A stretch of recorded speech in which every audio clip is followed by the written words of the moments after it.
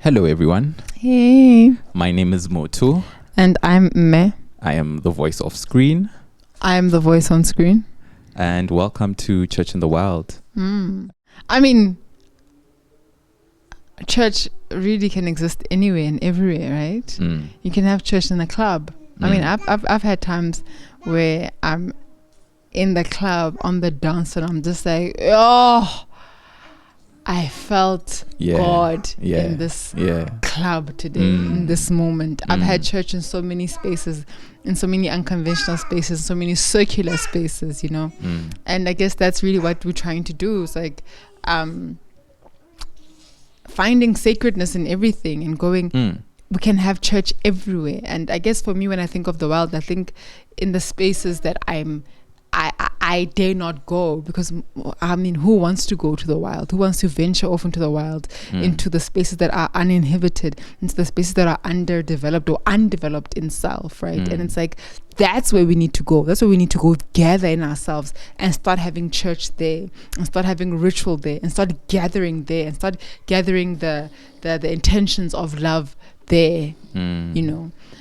So for me, as a church in the wild means in myself, it's like going and having church and gathering the intentions of love in the spaces in me that are underdeveloped, shunned, unseen, unloved, unthought of, just unconsidered, so that I can get to know myself. And I think that's for me what God is, right? When we talk about the essence of God, we're talking about love. And love goes to the spaces in ourselves that we don't want to venture into. Love sits there. Love congregates there. Love starts a fire there. Love starts church there, right? And so when we say we're pursuing God, we're pursuing that fire, that love that just knows us so deeply, so intensely, so intimately, and calls for us to know ourselves in a similar vein, in a similar way, right? So we can't say we're pursuing God, yet we're not desiring to know ourselves to the fullest, and just like to know ourselves so intensely, and to know the parts of ourselves that we've been taught to not look at, to not think of, to not even consider. Parts of ourselves that aren't worthy of being in the sun. You know, that's what love is. That's what God is. And so, yeah, I think, you know, like we create in the space because so many of us have pursued God. We live, the majority of the world, I mean, religion, even not like Christianity, you know, but religion is everywhere. Like so many of us are religious.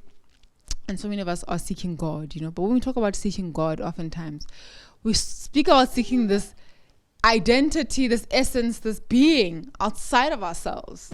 And in doing so, we abandon God. Like, it's like sort of saying, God is here. God is here.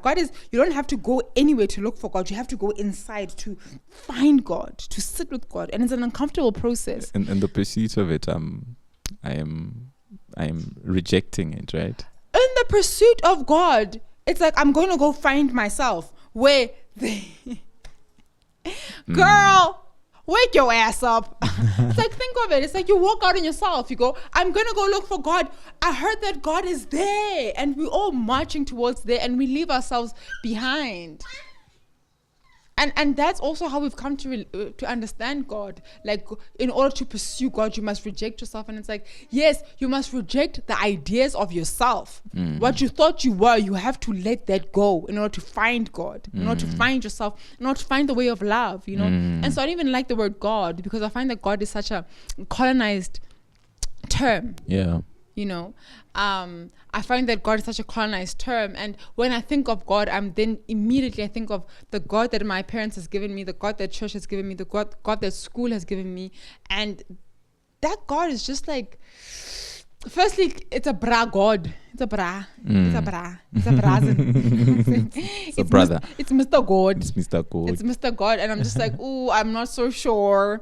And then this God is all loving, but the conditions there's just so much condition to this God, and I have to be good to gain proximity to this God. And so I want us to reframe the idea of God, and just for church in the wild, when we talk about God, to know that we're talking about love. Right, we're not talking about something outside of yourself, because I was talking to one of my brothers about God, and he was just like, "Hey, I'm tired of this God, Mina. I want to find God inside of myself. I'm just so tired of I've looked, I've been good all my life. I've been good. Where is this God? When is favor shown upon me? And so when we recontextualize this idea of God and we go, no, God is not there. God is here, and God is love. Yeah. So your ability to function in love, your ability to give yourself understanding, your ability to give yourself compassion, specifically when you feel like you don't deserve it, speaks to just how much of God you are willing to receive. And that's what needs to be looked at. I've been sitting with just like how violent the performance of goodness is, and how it feels like it's been wielded against us in order to kill us, because we think that in order to gain proximity to God, to love, we need to be good, right? So already there are conditions to God, to love. And it's actually the inverse. I found that the more good I try to be is the further I draw away from God, right? In my pursuit of goodness, I have to abandon myself, because in order for me to pursue goodness, what I'm inherently saying is that I am bad. I am not worthy of God as I am. I'm not worthy of love as I am. And not being worthy of love is saying I'm not worthy of being myself. Because that's who I am. Like, that's my truest essence. My truest essence is love, is to love.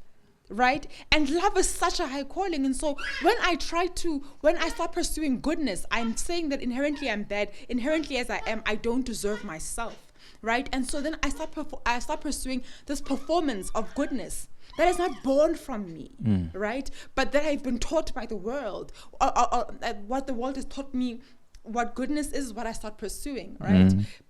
Being good is saying being agreeable. It's being kind. It's being nice. It's doing the right thing. Even when the right thing is the thing that kills your spirit.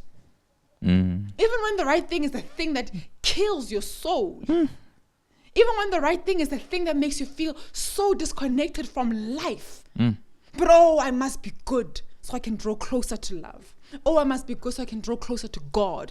And in that, abandoning ourselves. In that, rejecting ourselves, And so it's violent. Like, what has been wielded against us has been so violent. This idea of God has just been so violent. It's just been so violent. And so many of us are still living in that horror show. So many of us are still living in that violence. And I'm no different. I still live in that, just this space of just constantly rejecting oneself, constantly wanting to be something else, constantly wanting to be somewhere else, just an inability to sit with myself, an inability to just sit in those spaces in myself that require understanding, that require me to just hold, that require to be seen, yeah.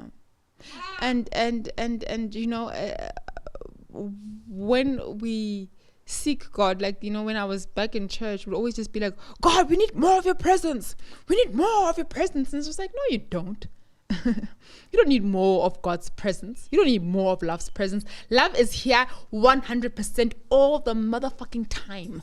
Come on now. It's here all the motherfucking time. What we need is what we need is an ability to receive love. It's our ability to receive love that is just like, that's just it's in the gutter. Our ability to receive love is just so low. Like our receptors to love, that's where the interference is. And that's why when we started off this broadcast this podcast, we said may we and remember that love's presence is always potent, specifically in those moments when you feel like love is not there. It's the most potent. What you need is the ability to receive it, and that's what's That's a whole lot of bullshit, but that's Church in the Wild for you. Tune in next time.